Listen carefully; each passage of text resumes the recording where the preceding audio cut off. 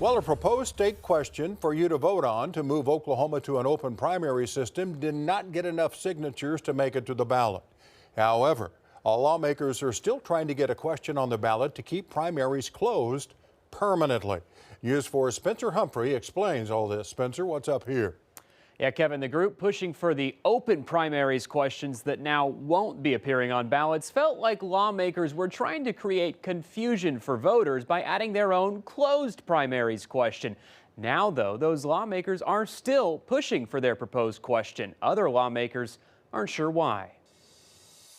Right now, elections in Oklahoma work like this. For federal, state, and county offices, every party holds its own closed primary election. Only a party's registered members can vote in that party's primary. The winners of each party's primary then compete against each other in the general election. Whoever gets the most votes in the general wins. But municipal elections, like city council, school board, and district judges, are nonpartisan. Candidates don't declare a party and all run together in a single primary. The top two vote getters, regardless of party, then face off in the general election. The group Oklahoma United liked the idea of nonpartisan elections. It seems to me that the parties themselves, and I'm not just one party, any party in general, so Republicans, Democrats, Libertarians, they're trying to find ways to have more power. Then, late last month, Oklahoma State Representative Eric Roberts filed this joint resolution. If passed by the legislature, it would create another ballot question, asking voters to pass a different constitutional amendment to keep the current closed partisan primary system in place and force a candidate from every party to appear on each general election ballot. 836 supporters argued having the two questions on the same ballot would have thrown voters for a loop.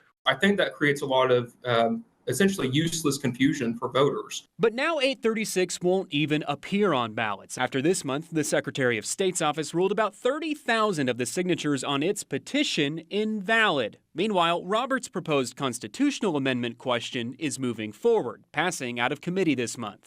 With a vote of 8 ayes and 2 nays, we'll report your title off bill out as due pass. Thank you very much. Some lawmakers questioning why Roberts wants it to be a constitutional amendment when all it would do is keep the state's current election practices in place. What's left? What is it that you're trying to fix?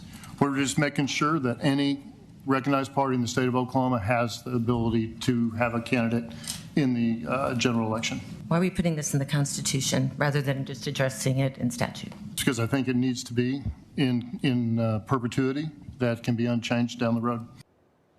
Now again, if the legislature ends up passing Roberts' resolution, it would still be up to the voters to decide whether to actually amend the Constitution to keep closed partisan elections in place permanently.